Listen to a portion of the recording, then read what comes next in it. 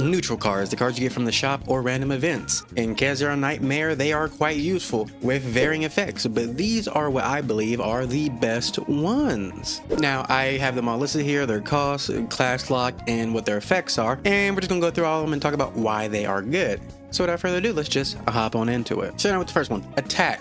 Name, pretty straightforward. You choose one card from your draw pile and move it to your hand. 0 cost for controllers and psionic characters. This card is so good because it just lets you reach into your deck and grab the exact attack card you need. What more can you say? It's literally a pick what you need in the given situation and use it. Next, Belligerence. If there are no attack cards in your hand, draw 2. It is a 0 cost skill card that is just draw power for both Striker and Vanguards. Again, this one's pretty straightforward. It's just a free draw 2 if you get rid of all the attack cards in your hand. Next up, Energy Barrier. While the shield part is really nice, all we really care about here is the action point that it gives. Now, it does have exhaust. After you use it, it does go into the exhaust pile and you will not see it again, but the free energy that you get from it is really nice, being a 0 cost, and for Striker and Vanguards, it's just a nice addition to your deck that really can't hurt you in any way, shape, or form. Next up, we have Fortitude, which is 150 shield, with the combo effect at the start of the next turn. 150 shield again. Now, this combo effect is different from Gear Bag.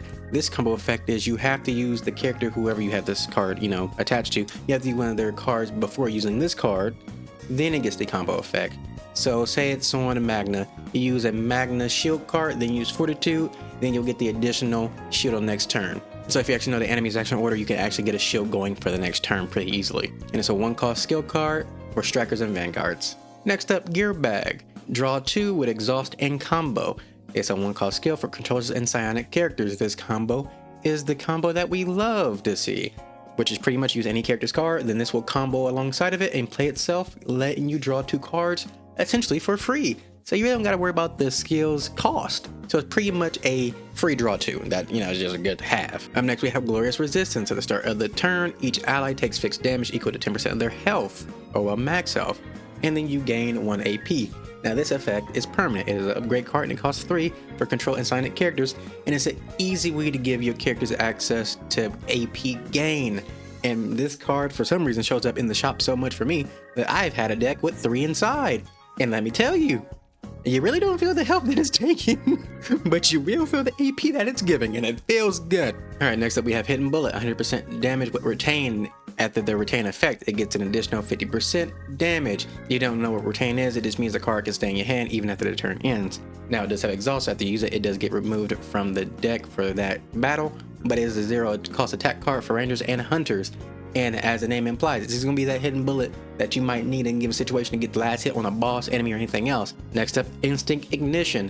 Now, upon card creation, grant random epiphany once per turn. It's an upgrade card, so you can activate it constantly. And it's for psionic and control characters. Now, the only issue with this card, even though it is here, it will be a good card, but as of right now, it just doesn't work. I've used this on Cassius and Chiron, who both create cards, and it just does not activate. So once they fix it, it'll be really good, but it's still here because the card effect is good. They just need to fix it. Next up, Overwhelm. 100% damage times 3 to all enemies, creates 2 overload cards in your draw pile, and it has exhaust. After you use this, it will go away, and the overload cards are a 1 cost negative status effect card that do have exhaust on them, and after you use them, they are removed from your deck. But Overwhelm is just a good bit of damage for the cost of not so much. It's a 0 cost attack card with the 2 costs being backloaded onto a future card on Strikers and Vanguards, and it's just really good. It's just gonna come in handy. I promise you it's gonna come in handy. Whether it's a boss, multiple mobs, it can just give any character access to AoE that is a Striker or Vanguard that they might be lacking for free, essentially, because you can always just avoid those overload cards.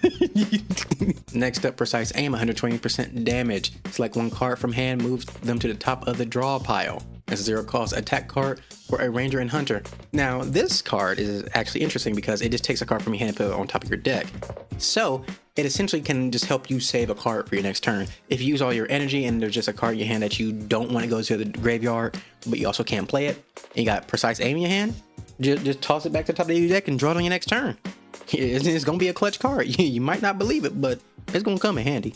Next up, we have Quick Shelling. 80% damage with a draw of 1 0 cost attack card for Rangers and Hunters. This is just a free draw for Hunters and Rangers. That's all it is. It's just a good draw card. Next up, we have Quick Draw, which is 150% damage and a mark card. And what mark does is it places a mark on an enemy, and when you use an attack card, it just allows you to pretty much do a follow-up attack on the enemy, essentially allowing you to get an extra hit of damage in. It's a 0-cost attack card for rangers and hunters. It does have exhaust, so after you use it, it does go away, and it has Outbreak of War, so it will be in your starting hand. So it's just a good card for additional damage. Next up, we have Recycling. If ego points are 2 or more, +1 AP and -2 ego points. It is a 0-cost skill card, and it is for controlling Sonic characters. It's essentially just more AP gain. Yes, it gives up 2 ego points, but at the same time, sometimes the ego card you got at your dispense is just not that great, and sometimes you just really need that additional AP point. So this will give you access to that. Next up, Relentless Endurance, which is a 350% shield card with Retain. It's a 2-cost skill card, and it can be placed on anybody, so anybody can use it. This will come in handy. It just will come in handy. It's 2-cost skill. It will always be in your hand once you draw it. And if you really need some defense, it will be there for you. Do you understand how much 350 shield is and how much damage that can take? This card has saved my life so many times and I'm funny.